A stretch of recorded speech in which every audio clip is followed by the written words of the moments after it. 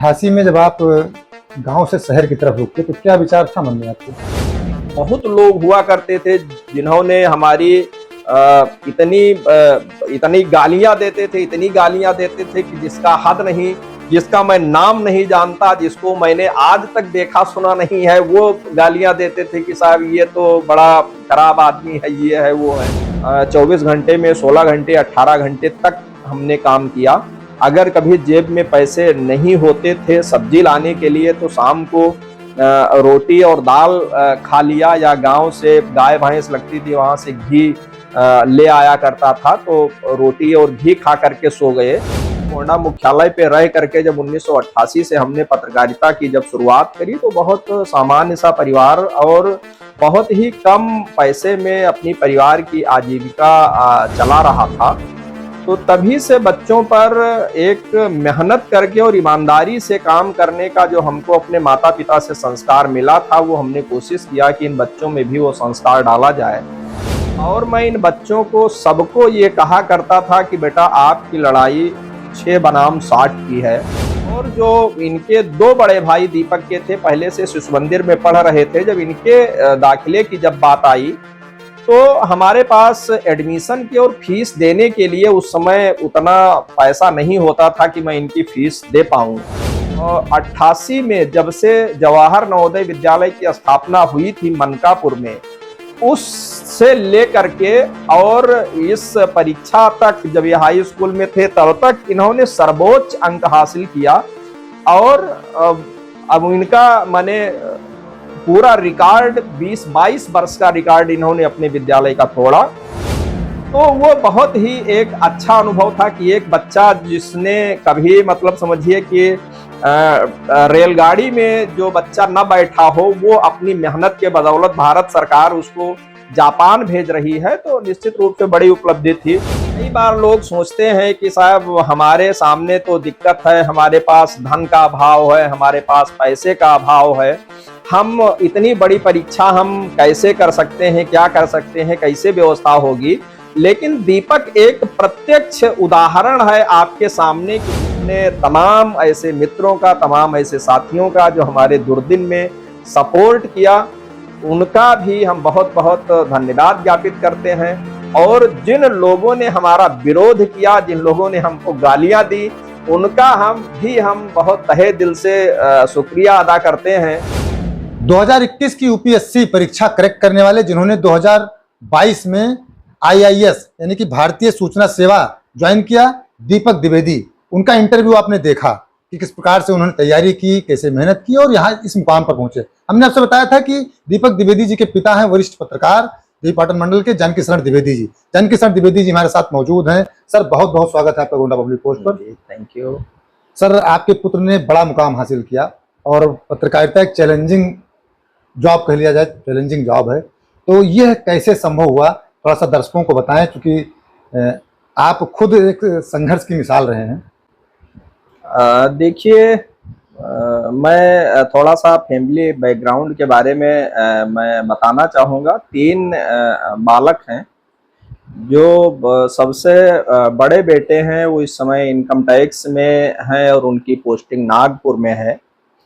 जो दूसरे नंबर पर हैं उन्होंने बीएचयू से ग्रेजुएशन किया, इसके बाद में इलाहाबाद यूनिवर्सिटी से पोस्ट ग्रेजुएशन किया, फिर वहीं से जेआरएफ क्वालिफाई किया और वेस्टर्न फिलॉसफी में उन्होंने पीएचडी किया।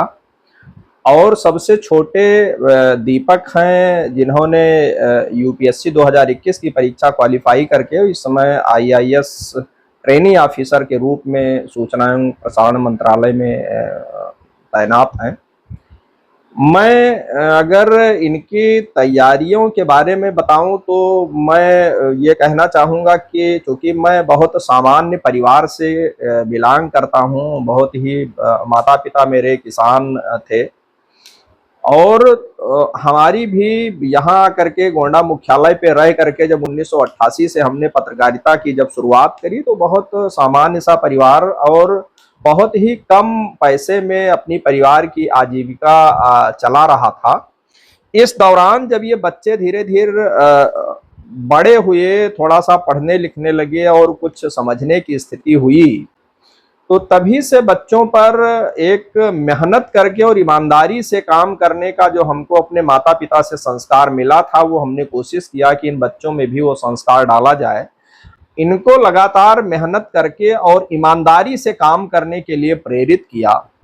और मैं इन बच्चों को सबको ये कहा करता था कि बेटा आपकी लड़ाई 6 बनाम 60 की है, अर्थात आप अपनी जीवन में हाई स्कूल या इंटरमीडिएट करने के बाद में 6 साल घनघोर मेहनत करके, कठोर मेहनत करके कोई बड़ी परीक्षा को क्वालिफाई कर जाओ और कहीं पर जो है आप ऑफिसर बन जाओ, एक नौकरी गेन कर लो और जीवन में 60 साल तक आप मौज से रहो। तो एक विकल्प आपके सामने ये है। दूसरा विकल्प ये है कि आप शुरुआत के जो 6 साल हैं इसमें आप मौज मस्ती कर लो और इसके बाद में फिर जब आपकी जिंदगी बसे तो आप 60 साल तक हाड़ तोड़ करके मेहनत करते रहो। तो आपके सामने दोनों विकल्प है। तो इन बच्चों को मैं लगातार प्रेरित करता था और ईश्वर की कृपा से आप सबकी शुभकामनाओं से ये स्थिति बनी कि धीरे धीरे बच्चों ने इस बात को समझा और सबसे जो बड़े बेटे हैं उन्होंने जो सीजीएल की परीक्षा थी वो 2014 में उन्होंने क्वालिफाई किया। 2015 से वो इनकम टैक्स डिपार्टमेंट में पोस्टिंग है उनकी, बंगलौर में थी, बाद में वर्तमान में नागपुर में आकर के हैं। तो दीपक के बारे में अगर मैं थोड़ा सा संक्षेप में बताऊं तो ये शुरुआत से ही पढ़ने में मेधावी थे, लेकिन बहुत अंतर्मुखी व्यक्तित्व था। जैसे कि मैंने पहले कहा कि हमारी भी आर्थिक स्थिति बहुत अच्छी नहीं थी, इस वजह से बच्चों की पढ़ाई लिखाई किसी बहुत अच्छे स्कूल में न करवा करके इनका जो नामांकन था वो सरस्वती शिशु मंदिर में उस समय करवाया। और जो इनके 2 बड़े भाई दीपक के थे, पहले से शिशु मंदिर में पढ़ रहे थे। जब इनके दाखिले की जब बात आई तो हमारे पास एडमिशन की और फीस देने के लिए उस समय उतना पैसा नहीं होता था कि मैं इनकी फीस दे पाऊं।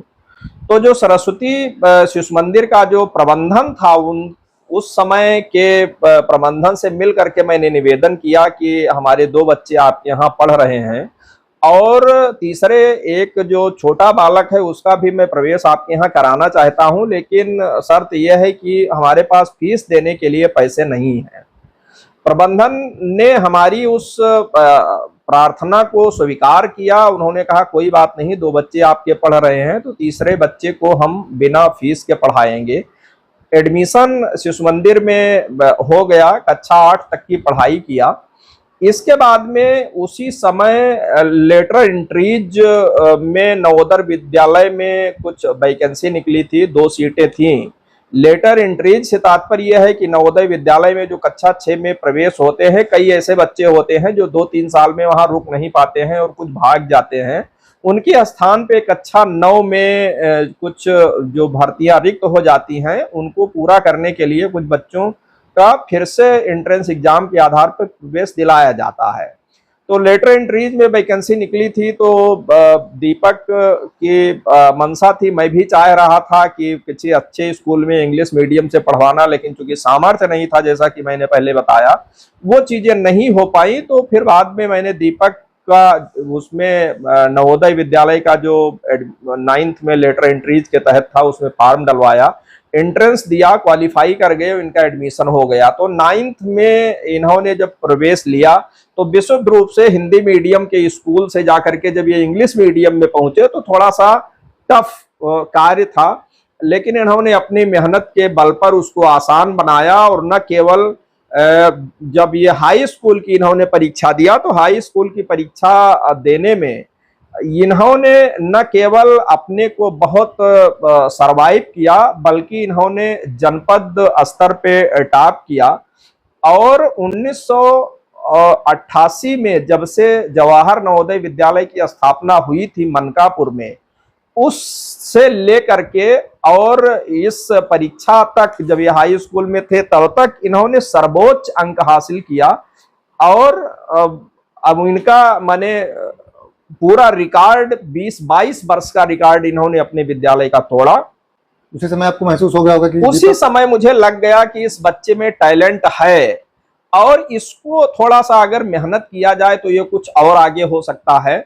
और उसी टैलेंट के बदौलत ये रहा कि गवर्नमेंट ऑफ इंडिया का एक कार्यक्रम जेनेसिस प्रोग्राम चलता था, उसमें अप्लाई किया, जिसमें देश के 36 जवाहर नवोदय विद्यालय के 36 बच्चे पूरे देश भर के, जिसमें 18 लड़के और 18 लड़कियां होती थी, उनका एक कार्यक्रम था, होता था जेनेसिस प्रोग्राम जिसको बोलते थे, जो विदेशों में बच्चे जाते थे। तो उस प्रोग्राम के तहत भी इनका उसी मेरिट के आधार पे दीपक का सिलेक्शन हुआ और एक केवल जब हाई स्कूल इन्होंने परीक्षा पास की थी तो भारत सरकार के खर्चे पर ये 15 दिन के लिए जापान गए। तो वो बहुत ही एक अच्छा अनुभव था कि एक बच्चा जिसने कभी मतलब समझिए कि रेलगाड़ी में जो बच्चा न बैठा हो, वो अपनी मेहनत के बदौलत भारत सरकार उसको जापान भेज रही है, तो निश्चित रूप से बड़ी उपलब्धि थी। इंटरमीडिएट की परीक्षा फिर वहीं से पास किया, तो जो जवाहर नवोदय विद्यालय में भी रहना खाना पीना सब कुछ फ्री हुआ करता था, तो वहाँ की भी पढ़ाई इनकी फ्री हो गई।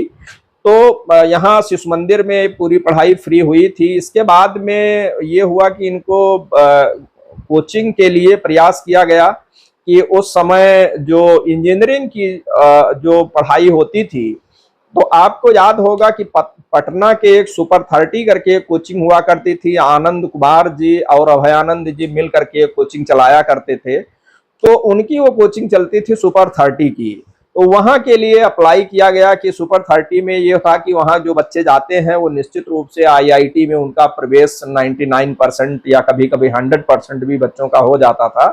तो उस कोचिंग में जब अप्लाई किया तो कोचिंग में भी एंट्रेंस एग्जाम हुआ, परीक्षा दी और इनका सिलेक्शन हो गया, तो वहाँ 1 साल रह करके कोचिंग किए। खैर ये पढ़ाई फिर जब एंट्रेंस एग्जाम दिए तो इनका आईआईटी तो खैर नहीं हो पाया, लेकिन जो एनआईटी था वो इलाहाबाद, इनको एमएनआईटी इलाहाबाद अलॉट हुआ और वहाँ पे रह करके अपनी सिविल इंजीनियरिंग से इन्होंने पढ़ाई पूरी की। तो उस दौरान जिस समय ये थे वहां पर, उस समय जो तैयारी कर रहे थे सुपर 30 की, तो उस समय इनकी उस पूरी तैयारी को स्पॉन्सर गेल ने किया था, जो गैस अथॉरिटी ऑफ इंडिया है, उसने उस पूरी तैयारी को स्पॉन्सर किया था। तो जब इनका एडमिशन जब एमएनआईटी इलाहाबाद में हुआ तो 4 वर्षों की माने बीटेक करने की जो पूरी फीस थी, क्योंकि स्पॉन्सर उसी संस्था ने गेल ने किया था कोचिंग के दौरान, तो 4 वर्ष का जो फीस थी वो पूरी गेल ने भर दिया। तो माने बीटेक करने के की जो पढ़ाई जो इन्होंने किया बीटेक करने के दौरान भी, उस पढ़ाई में भी हमारी तरफ से कोई फीस हमको नहीं देनी पड़ी। चाहेंगे जी, शुरुआत में शिशु मंदिर में फ्री शिक्षा हुई जी, जवाहर नवोदय विद्यालय दीपक गए, अपने दम पर उन्होंने इतना बढ़िया अंक हासिल किया कि वो रिकॉर्ड तोड़ दिया। बिल्कुल बिल्कुल। तो कहा जाए तो दीपक सब कुछ अपनी मेहनत से अर्जित करते जा रहे थे। जापान जाना हो, गेल की बता रहे हैं, गेल की तरफ से पैसा दिया गया। यस, यही मैं कहना चाह रहा हूं, जो सबसे महत्वपूर्ण बात है, जो संदेश देना चाह रहा हूं, जो बात मैं आपके चैनल के माध्यम से जो मैं अपने दर्शकों को जो बताना चाह रहा हूं, यही है कि कई बार लोग सोचते हैं कि साहब हमारे सामने तो दिक्कत है, हमारे पास धन का अभाव है, हमारे पास पैसे का अभाव है, हम इतनी बड़ी परीक्षा हम कैसे कर सकते हैं, क्या कर सकते हैं, कैसे व्यवस्था होगी। लेकिन दीपक एक प्रत्यक्ष उदाहरण है आपके सामने कि जिसने अपनी प्राइमरी से लेकर के हाई स्कूल तक की, इंटरमीडिएट तक की, बीटेक करके सारी परीक्षा उसने सारी अपनी पढ़ाई किया, वो पूरी तरह से निःशुल्क रही। उसकी पढ़ाई के लिए मुझे एक नए पैसे की व्यवस्था नहीं करनी पड़ी। और बीटेक करने के बाद ही जब इनकी इच्छा हुई कि नहीं हम अब सिविल सर्विसेज की तैयारी करेंगे, तो वहां भी चूंकि हमारे पास में पैसे नहीं थे कि हम इनको उतना पैसा सिविल सर्विसेज की तैयारी के लिए दे सकें, तो फिर दीपक का कैंपस प्लेसमेंट हुआ और इन्होंने 2-3 साल तक एक मल्टीनेशनल कंपनी में नौकरी किया। और नौकरी करने के बाद फिर वहीं से कुछ अपना पैसा जुटा करके और एक ऑप्शनल सब्जेक्ट की केवल कोचिंग किया, बाकी तो कोचिंग भी नहीं किया बहुत ज्यादा। और आज आपके सामने जो देश की सबसे बड़ी परीक्षा कही जा सकती है उसको क्वालिफाई करके और समाज के और राष्ट्र की सेवा में अपने को तत्पर किया है। तो मैं बच्चों से यही एक बात कहना चाहूंगा कि अगर आपके अंदर दृढ़ इच्छा शक्ति है, आप कुछ कर गुजरना चाहते हो, तो आपके सामने कभी धन आड़े नहीं आएगा। आप लगिए और जब आप आगे बढ़ेंगे, मेहनत करेंगे, तो देश की तमाम ऐसी संस्थाएं आपके सहयोग के लिए तैयार हैं, आपके मदद के लिए तैयार होंगी, आपको आगे आएंगी। और आपको अगर मेहनत के बल पर आप अच्छे अंक लाते हो, आप मेरिटोरियस बच्चे मिलते हो, तो कोई भी रुकावट आपके मार्ग में बाधा नहीं बन सकती है। आप अवश्य अपने लक्ष्य को प्राप्त करोगे और अपने जिले का, अपने परिवार का, अपने समाज का नाम आप रोशन करेंगे। 88 में जब आप गांव से शहर की तरफ रुके तो क्या विचार था मन में आपके? कोई विचार नहीं था। मैं जब 88 में हमने पढ़ाई लिखाई पूरी करके मैं गोंडा में आया और यहीं पे एक वैसे घूमने के लिए आया था, और वहीं से उन दिनों एक गोंडा से एक छोटे से अखबार का प्रकाशन 1985 में शुरू हुआ था। तो मैं यहीं पे रहता था, तो संयोग से मुझे वो अखबार मिला। चूंकि मेरा लिखने पढ़ने का बचपन से ही शौक था, जब मैं विद्यार्थी जीवन से ही मैं कुछ कविता, कहानियां ये सब लिखा करता था। तो वो अखबार जब मुझे पता चला गोंडा में आने के बाद में कि साहब ये तो अखबार यहाँ से छप रहा है, तो हम गोंडा में एक आए थे वैसे अपने रिश्तेदार के साथ में रहने के लिए, घूमने के लिए, गर्मी की छुट्टियां बिताने के लिए, एक आध हफ्ते के लिए। तो उन दिनों फिर हम जब अखबार देखे तो रोज हम घूमते टहलते 2-4 खबर लिख दिया करते थे और वो छप जाया करती थी। रात में ही चूंकि अखबार छप जाता था, मिल जाता था रात में ही अखबार, 10-11 बजे रात को मिल जाए, बड़ी खुशी हो कि साहब हमारी लिखी हुई खबर तो अखबार में छपने लगी। इसके बाद में जिसके माध्यम से हम खबर देते थे, वो उस अखबार के मालिक से ले जा करके एक दिन मिलाए, एक हफ्ते बाद में, और कहा कि एक लड़का है, ये तो बहुत अच्छा खबर वबर लिखता है, इसको अगर रखिए तो ये कुछ बढ़िया लिखेगा। मैं गया तो मैं पढ़ाई पूरी करके ही निकला था। अखबार के मालिक ने पूछा कि आप अखबार में नौकरी करोगे? तो मेरी तो जैसे मुंह मांगी मुराद मिल गई, क्योंकि मैं लिखने पढ़ने का शौकीन। मैंने कहा इससे अच्छा जगह तो मेरे लिए पूरी धरती पे कोई नहीं हो सकता कि जहां पे अगर मैं अखबार में नौकरी करूंगा तो जो चाहूंगा वो लिखूंगा और जो चाहूंगा वो छापूंगा। तो फिर हमने तुरंत हाँ किया, कहा ठीक है, बस अगर आपको नौकरी करना है तो आज से ही आपकी नौकरी शुरू हो गई। और हमने फिर अखबार में काम करना शुरू कर दिया। और यद्यप क्योंकि छोटा संस्थान था, छोटी जगह थी, छोटी नौकरी थी, बहुत ज्यादा पैसे नहीं मिलते थे, लेकिन एक बात हमने अपने जीवन में जरूर अपने धारा की, खूब मेहनत करो और ईमानदारी से पैसा कमाने के लिए जितना भी हो सके उतना मेहनत किया जाए। भरपूर मेहनत करी, 24 घंटे में 16 घंटे 18 घंटे तक हमने काम किया। अगर कभी जेब में पैसे नहीं होते थे सब्जी लाने के लिए, तो शाम को रोटी और दाल खा लिया, या गांव से गाय भैंस लगती थी वहां से घी ले आया करता था, तो रोटी और घी खा करके सो गए। लेकिन कभी पैसे कमाने के लिए कभी गलत रास्ते पे कदम नहीं रखा। और मुझे लगता है कि ईश्वर ने मुझे जो ये पारितोषिक आज दिया है, ये उसी का प्रतिफल है, उसी का परिणाम है कि हमने अगर गलत रास्ते पे कदम नहीं रखा, केवल मेहनत ही किया, तो ये परिणाम जो मुझे मिला है ये उसी का प्रतिफल मिल रहा है। और मैं अपने जीवन से, अपना जो ईश्वर की कृपा से आज मुझे जो मिला है, मैं उससे बहुत ज्यादा संतुष्ट हूँ। सर, आपके पास घर भी नहीं था शुरुआत में, जब आप गोंडा में आए हैं, किराए घर में रहते थे, काफी संघर्ष किए हैं, तमाम सारे लोग आपके साथी जो बताते रहते हैं, थोड़ा सा वो। हाँ बिल्कुल। मैंने जैसे कि बताया कि शुरुआत में जब हमने अखबार में नौकरी किया तो बहुत नॉमिनल पेमेंट पे मैं नौकरी करता था। 88 में हमने जब शुरुआत किया तो मुझे केवल 300 रुपये महीने पारिश्रमिक मिलते थे। और अब आप अंदाजा लगा सकते हैं कि 300 रुपये में पूरा किस प्रकार से, मतलब समझिए कि परिवार को चलाना अपना धीरे धीरे करके। लेकिन रहा एक कमरे में लेकर के जिंदगी गुजारी, बहुत दिन तक रहा, तमाम संघर्ष किया। उस समय संघर्ष के दिनों में तमाम हमारे साथी थे जो मदद भी करते थे, और तमाम हमारी पत्रकार बिरादरी के ही बहुत लोग हुआ करते थे जिन्होंने हमारी इतनी गालियां देते थे, इतनी गालियां देते थे कि जिसका हद नहीं, जिसका मैं नाम नहीं जानता, जिसको मैंने आज तक देखा सुना नहीं है, वो गालियां देते थे कि साहब ये तो बड़ा खराब आदमी है, ये है वो है। लेकिन मैं सारी चीजों को सुनते हुए एक कान से सुनता था, दूसरे कान से निकाल देता था, और ये था कि अपने मिशन पे लगे रहो, अपने उद्देश्य पे लगे रहो, उससे मत भटको। और मैं अपने मिशन पे लगा रहा, बच्चों को ये बात बताता रहा कि बेटा कहीं भी जाना हो, कुछ भी करना हो, अपने आप करो।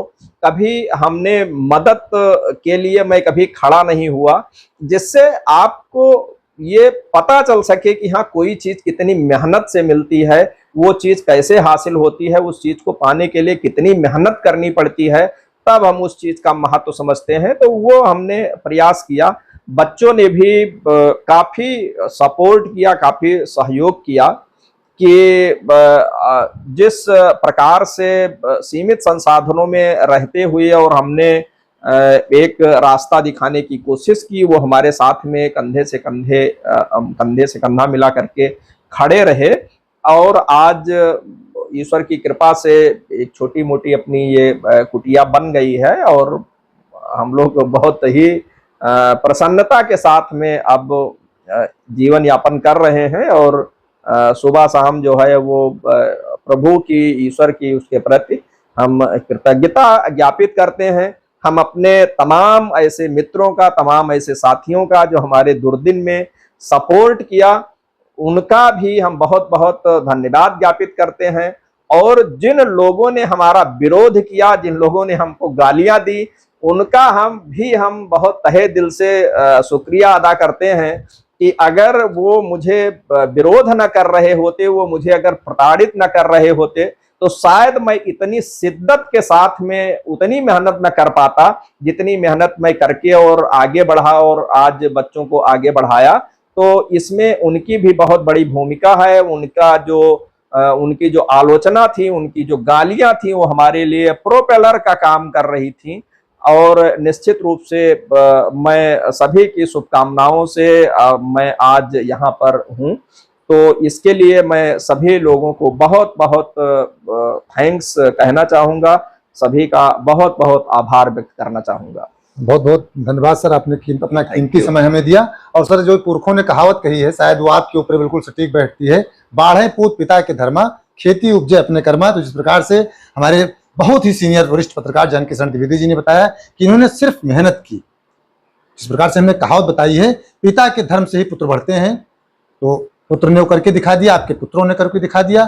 तब समय कुछ दूसरा था, आज समय कुछ दूसरा है, लेकिन कड़ी मेहनत से हर मुकाम हासिल किया जा सकता है, जैसा कि दीपक द्विवेदी जी ने हासिल किया। हर मोड़ पर जिस प्रकार से दीपक जी ने खुद अपनी मेहनत से एक एक सीढ़ी आगे चढ़ते गए, जापान तक उन्होंने सफर तय किया। पिताजी के पास पैसे नहीं थे, लेकिन अपनी मेहनत से गए। तो सब लोग मेहनत करके आगे बढ़ सकते हैं। उद्देश्य सिर्फ इतना है, आदरणीय जानकी सर का उद्देश्य यह था कि संघर्ष अपना थोड़ा सा बताएं कि संघर्ष से पीछे नहीं हटना चाहिए, संघर्ष ही सफलता की कुंजी है। आप लोग देखते रहें गोंडा पब्लिक पोस्ट।